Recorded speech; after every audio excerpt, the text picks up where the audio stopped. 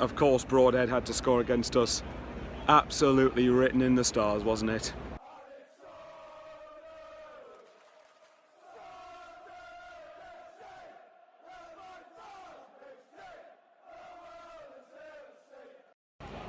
Let's get this out of the way because I'm in two minds with this. I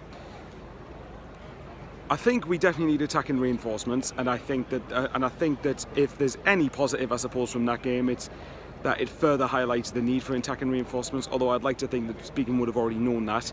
But you never know. Some fans apparently suggest he doesn't think, which I think is a load of rubbish. But anyway, yeah, we definitely need attacking reinforcements. I think that definitely highlighted it, because I actually thought, and people might think I'm deluded for this, and if you think that, then don't bother watching the video, to be honest.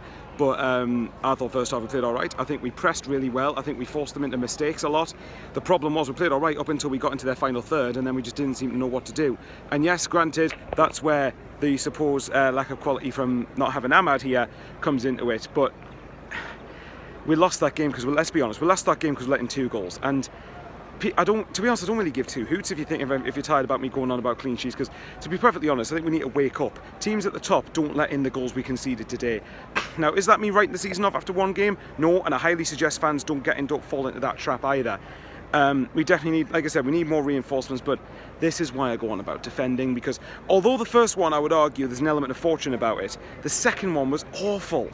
Like, how are we conceding that? Like, come on, that's really poor. And you know what, fair play to Ipswich, because this is why I said, even though I didn't think Ipswich, to be honest, were that good today, but they showed the grit and the doggedness to get the win there. And Ipswich will give teams problems this season. The problem I had was, again, that we just, the second goal particularly, we just gifted it to them. Dan Neil's goal was a good finish, but obviously by that point it's too late, you know. And for me, obviously, the next 2 games are pretty big already, and I don't particularly like saying that. I don't like saying that because I think I hate it when people are reactionary after one good or bad result.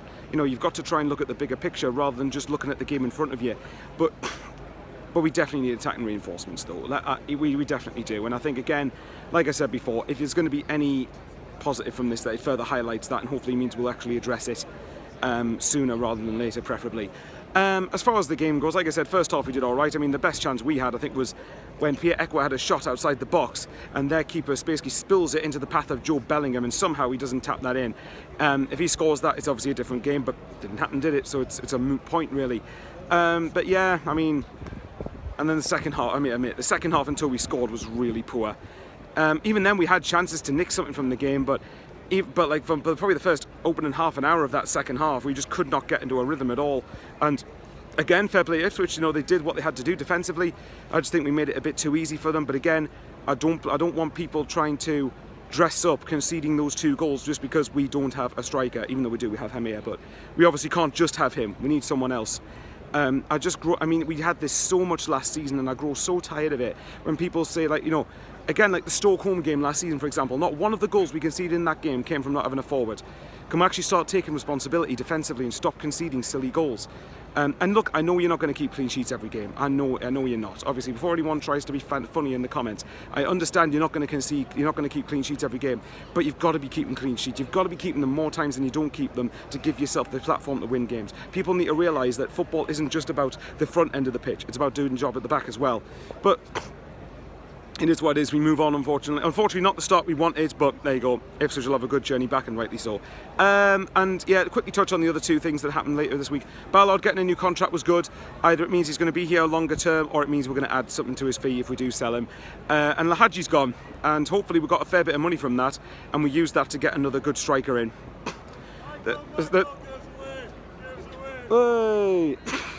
One positive at least. But yeah, I mean, we need to get more forwards, and we need at least another striker, preferably 2, but I think we're probably only going to get another 1.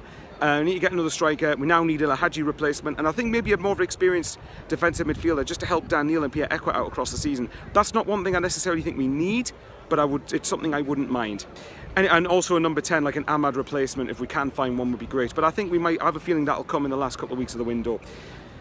Oh well, on the Crew on Tuesday and then Preston next week. We shall see what happens. As you guys know, I think it's 48% of people who watch aren't subscribed. So if you're watching as a viewer who isn't subscribed and you think I've earned it from you, hit the subscribe button. It would mean a lot. And yeah, well, I'm not going to Crew unfortunately because I'm working, but I'll see you at Preston next week. Can we defend a little bit better than that, please? See you later.